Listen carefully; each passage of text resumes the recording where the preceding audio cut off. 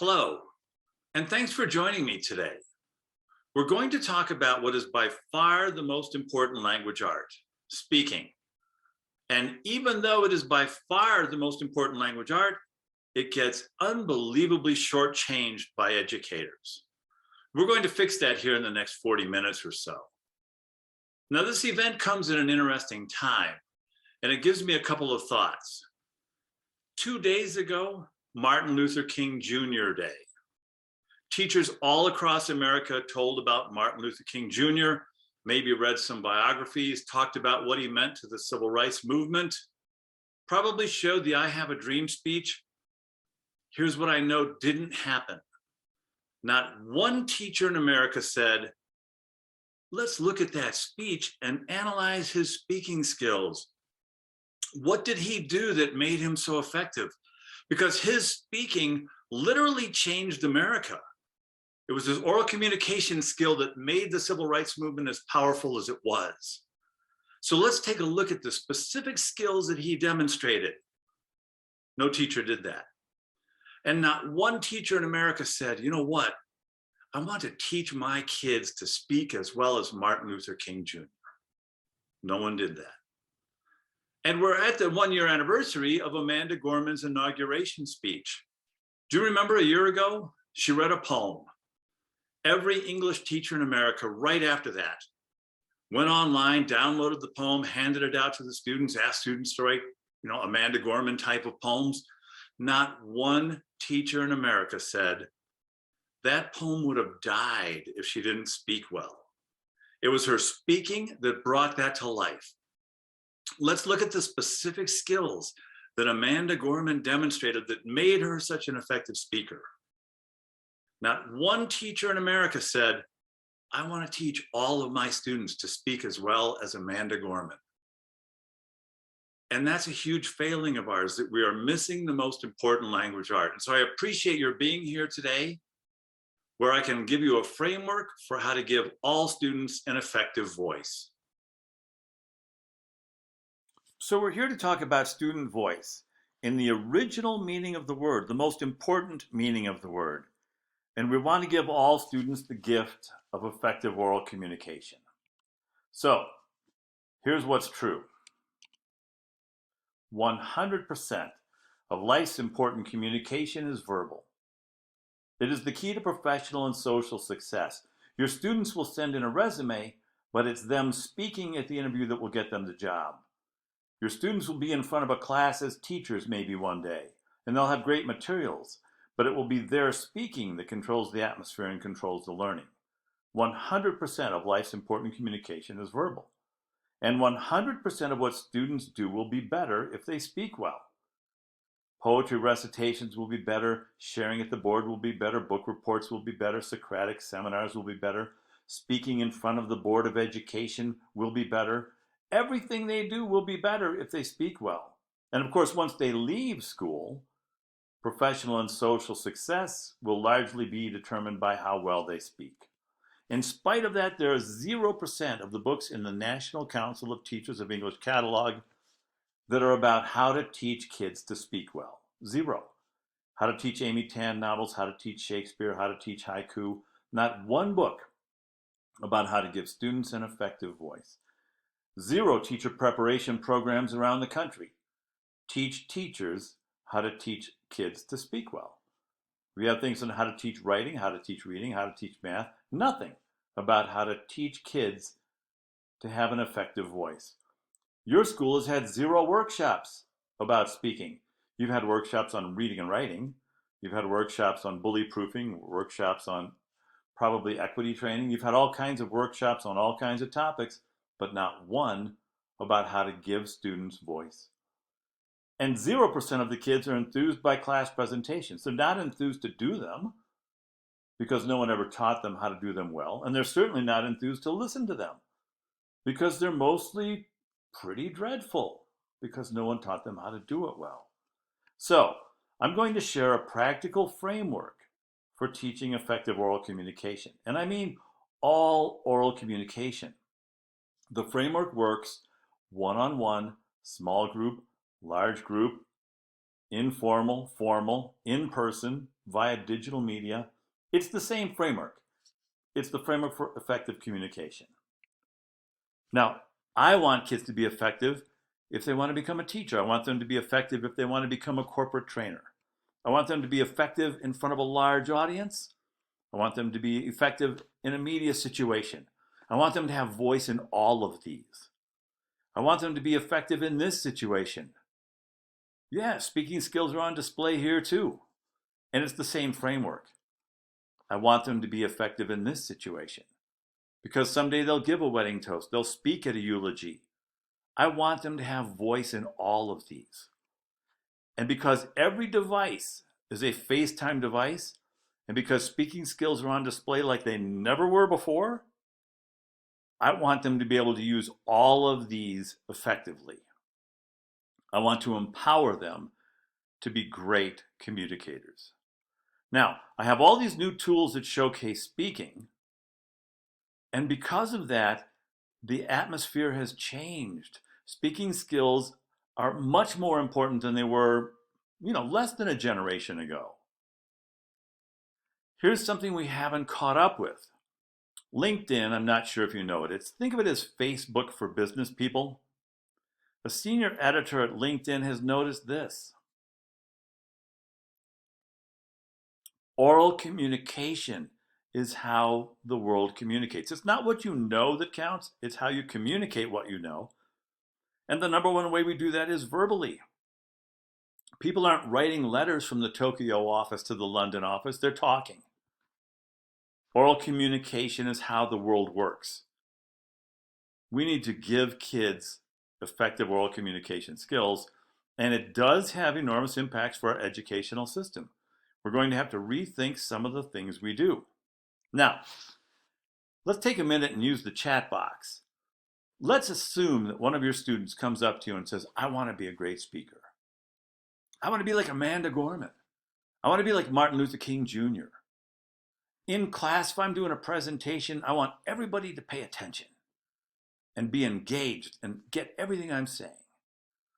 And I want to talk to the Board of Education because I have some thoughts about these book banning things that they're trying to push through.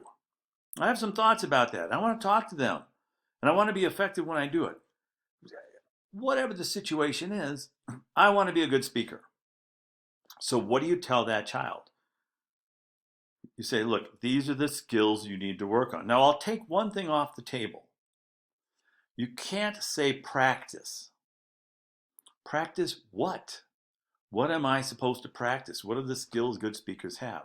So use the chat box and let's take a minute and put in there specific skills that you think good speakers have mastered that we should teach this child to master. And I know some will struggle because no one ever taught us. I get it. There's some things I think I do remember that this has shown up everywhere. But think about it. What do good speakers do? What are you going to tell this child? Maybe get some ideas from other things here in the chat box. What is it that good speakers do? What did Martin Luther King Jr. do? What did Amanda Gorman do that made them effective? If I want to be a great speaker, I have to take a little more time. Let's see what we can come up with. Any other ideas? Well, as you're thinking, let me share some things that I've gotten from other workshops that I've done. Some of these terms are confusing. Some of them are wrong. In any event, the language changes from place to place, from grade to grade, from class to class. No wonder kids don't get it. Elocution, that's not a friendly word. I don't think everybody understands that. I think it has something to do with prisoners in death row. Loudly shows up a lot, but that's bad advice. If I spoke loudly, you would turn me off. If you were in the room, you would leave. And my father was really effective when he said, Eric, come here. So you don't have to speak loudly. Slowly. That shows up a lot. Teachers say that's an important skill, but that's not what you mean. You would hate it if I spoke slowly.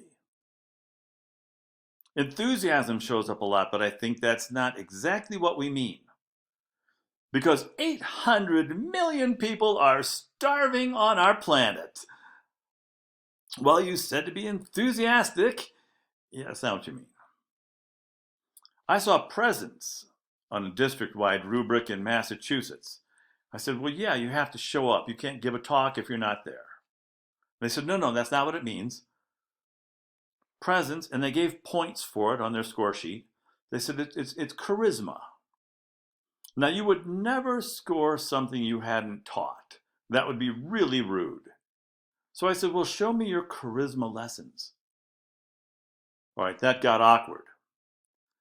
What I wanted to do was invent a framework that all students would understand, that all students could use to begin the steps of mastering oral communication. Here's where it starts.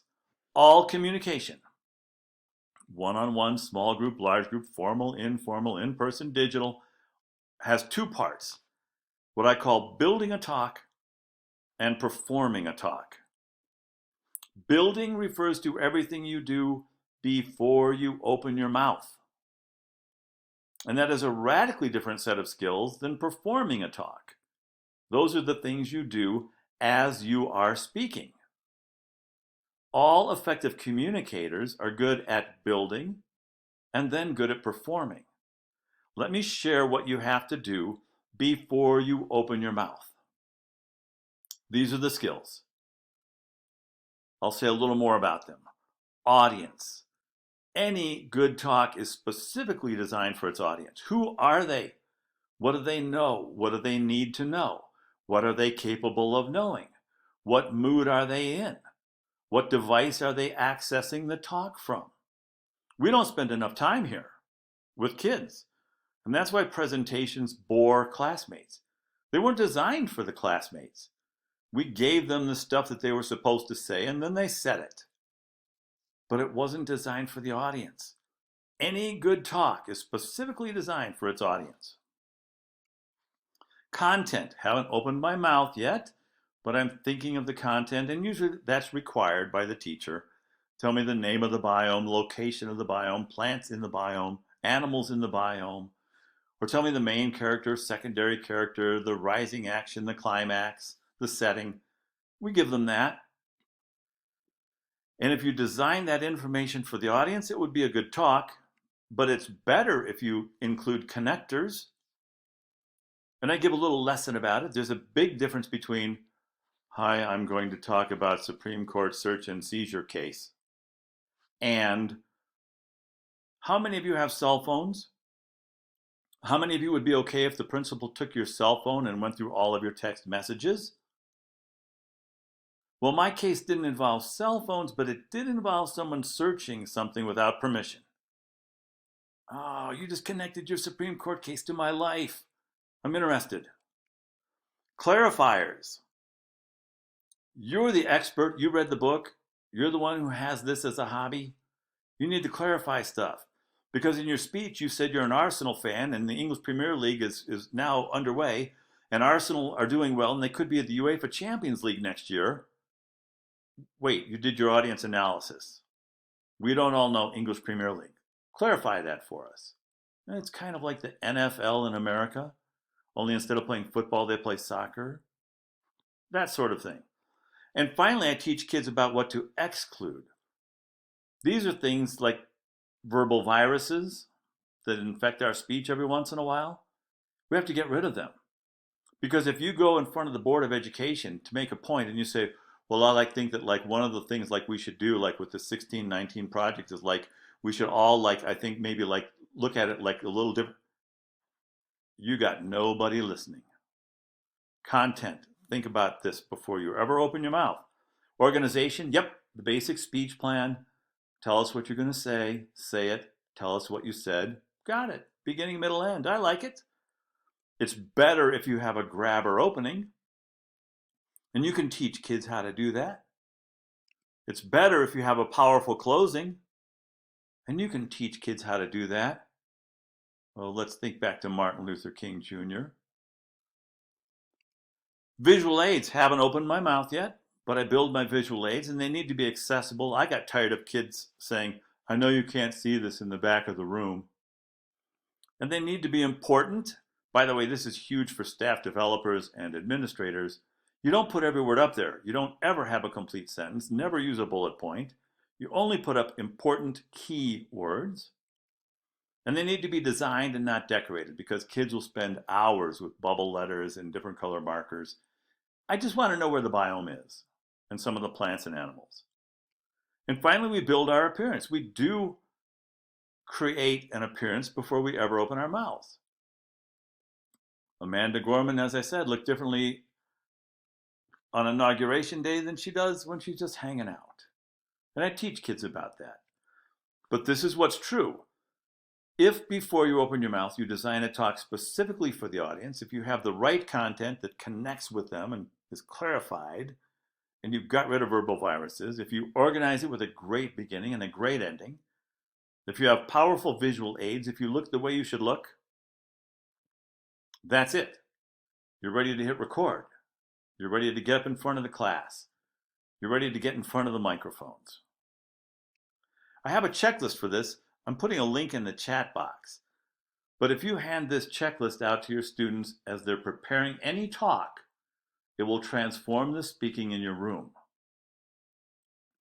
Now, of course, it's not the building a talk that usually trips people up.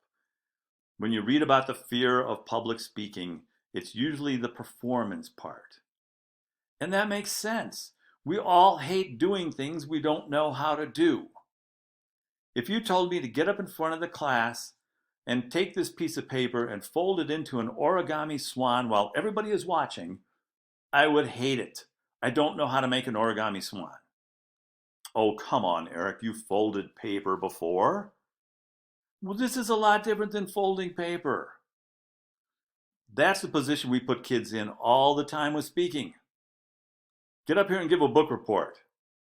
What? Are you going to tell me how to do that effectively? Oh, you've talked before. But this is different. And so I invented what I thought was sixth grade speaking. It turned out to be PV Legs, which took on a life of its own. My website, as you'll see, is pvlegs.com. But let me explain this. As you are speaking, you need to be poised. And this encompasses so much, right? Stand still, hold head up, posture, poise. I just need you to appear to be calm and confident. You may not be until you get good at it, but you need to appear to be calm and confident, and that means you have to stop shuffling, rocking, fidgeting, the things that we do. You've created this great talk, but if you're doing something crazy, we're not paying attention. Good speakers get themselves poised so they don't distract the listener.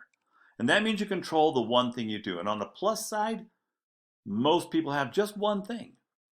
There's someone who twirls the strings on the hoodie. There's someone who just tucks the hair behind the ear. There's someone who kind of rocks back and forth. Usually we have one thing.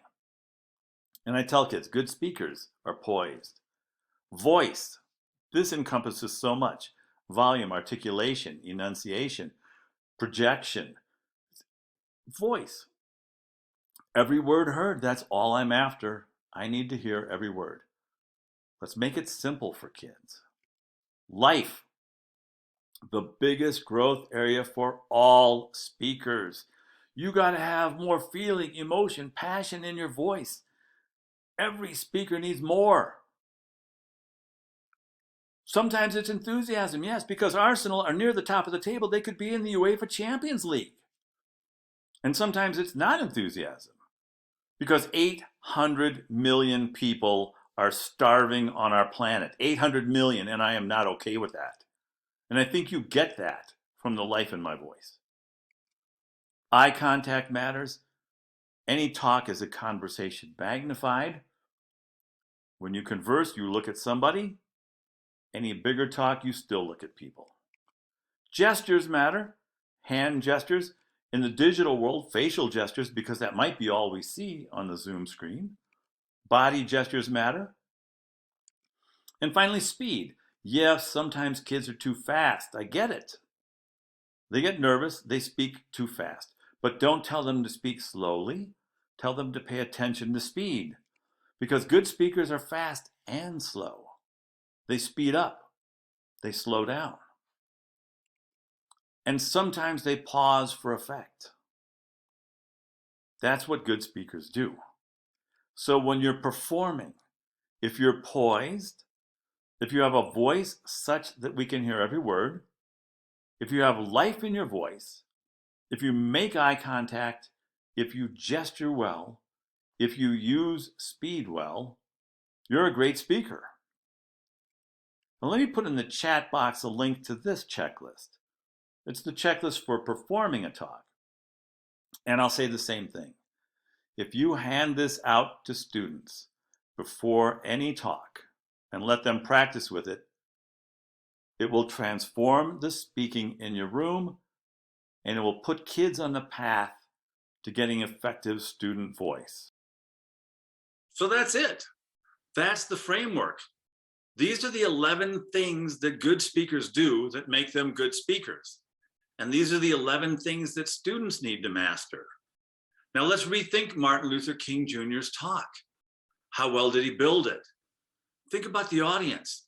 Whites who supported him, whites who hated him, blacks who were with him, blacks who thought we need to move faster. Very tough audience. And yet look at his content. He had something for each of them. How did he organize it? I don't think we spend enough time looking at how brilliantly that speech was put together. Didn't have visual aids, but how did he look? Did he look the way he should look addressing that audience? And then think about the performance. Was he poised? How about his voice? Did he have life in his voice? He is the standard, in my opinion, of what life should be in a speaker's voice. He's my goal. He's always been my hero, the person that I want to most speak like. Did he make eye contact? Did he gesture well? Did he use speed well? Yeah, that's what good speakers do. And put the framework on Amanda Gorman. How did she do? Audience for an inauguration. What was the content of that poem? How well was it organized? How did she look for that? Probably not the same as she looked when she's heading out to get milk on Saturday morning. And how did she perform it? This is what good speakers do. And I want kids to know it actually is that simple. Okay, having a framework is not the same as having a house. And some kids are better at one part than another. Sure. But this is the framework for all speaking. By the way, you'll use it next year at back to school night. What do the parents want to know? Let me analyze my audience. What do I tell them? What do I put in my back to school night talk? And what do I say first? What do I say second? What do I show them? How do I dress? And then of course you'll perform it. This is what good speakers do. So we've got this framework. Now the trick is we need to teach the pieces of the framework the way we teach pieces of other skills. Let's talk about writing. You never tell kids to write an essay until you give them lots of little lessons. We have lessons about capitalization. You capitalize the start of a sentence, you capitalize proper nouns, and we give them practice doing those things. And then we have lessons about punctuation, and we say, here's how you use commas. You put them after an introductory phrase. You use them to separate items in a series. You use them to put independent clauses together. And then we give kids practice with commas. And then we say, hey, let's talk about run-ons and fragments. And we show kids fragments and ask them to fix them. And we show them run-ons and say, hey, fix these. We give them practice in all these little pieces of writing before we ever ask them to write an essay. We do none of that with speaking.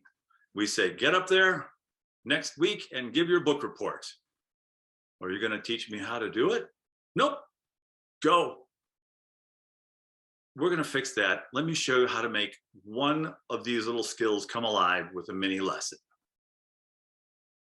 Life. Remember, that's the biggest growth area for all speakers. Maybe the most important part of the framework. Life. You got to have feeling, emotion, and passion. So let's spend a couple minutes to see how to teach it. I start this way. I put up a little phrase, And then we play with that phrase. I'll ask students, I'm not feeling good about myself.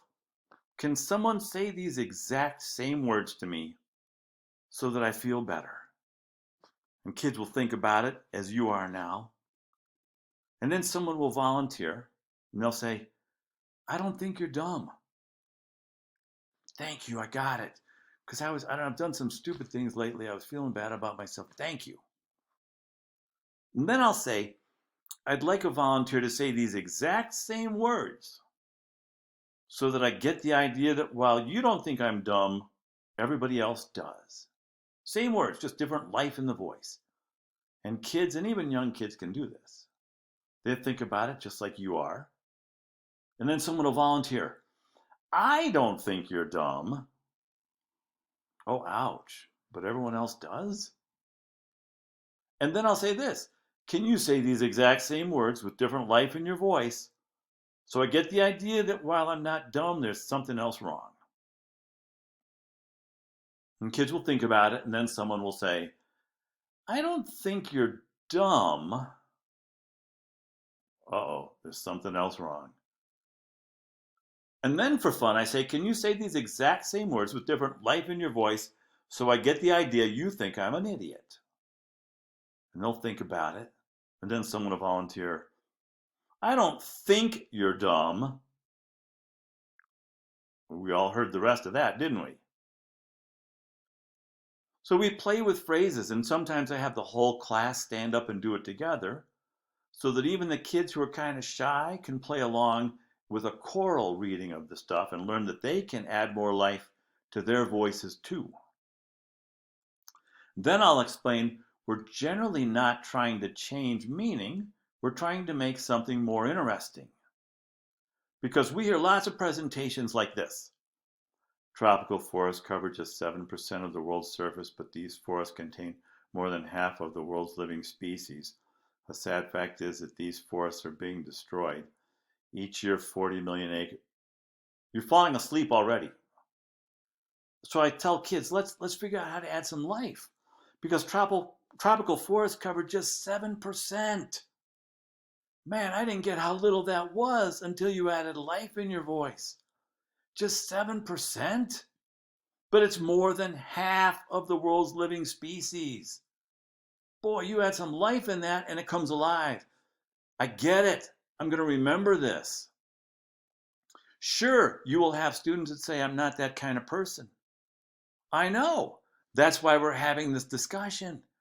Because who you are is not necessarily who you want to be. I want everybody to have voice. I'm not going to shortchange any student, and I'm not going to shortchange you. All of us can raise the bar. All of us can become better. So I teach kids how to add life. Now, it really is that simple. Doesn't mean they master it, but they get the idea. Now they start looking for it in other people to see how life is added to talks. Then they start adding more and more and more in their speeches.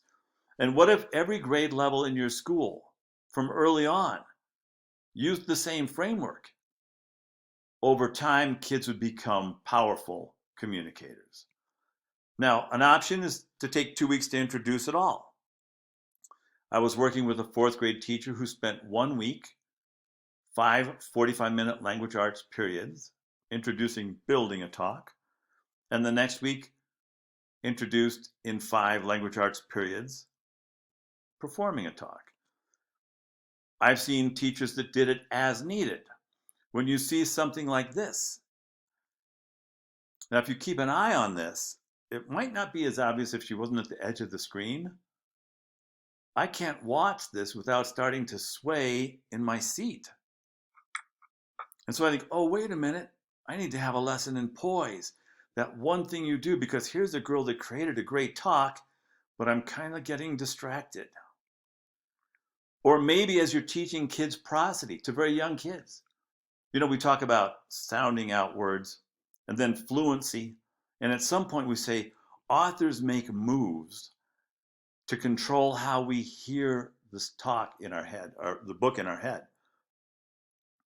Hello, Who's there? I can smell you behind those bushes. Oh my gosh, you are the cutest critter in the whole forest. Okay, that makes no sense. Prosody makes no sense if you haven't taught kids about life and how to add life in the voice, because the author wants you to hear this in your head a certain way or read it aloud a certain way. So sometimes you teach it as needed. Sometimes as the opportunity presents itself. Oh my gosh, Amanda Gorman just talked. We need to pay attention to this. Let's analyze her speaking skills. And sometimes you do it one assignment, one or two skills at a time. When I had Socratic seminar, it drove me crazy that no one looked at each other. They looked at me. So I said, we're going to have a lesson in eye contact. And next time we have a seminar, I want you to look at each other.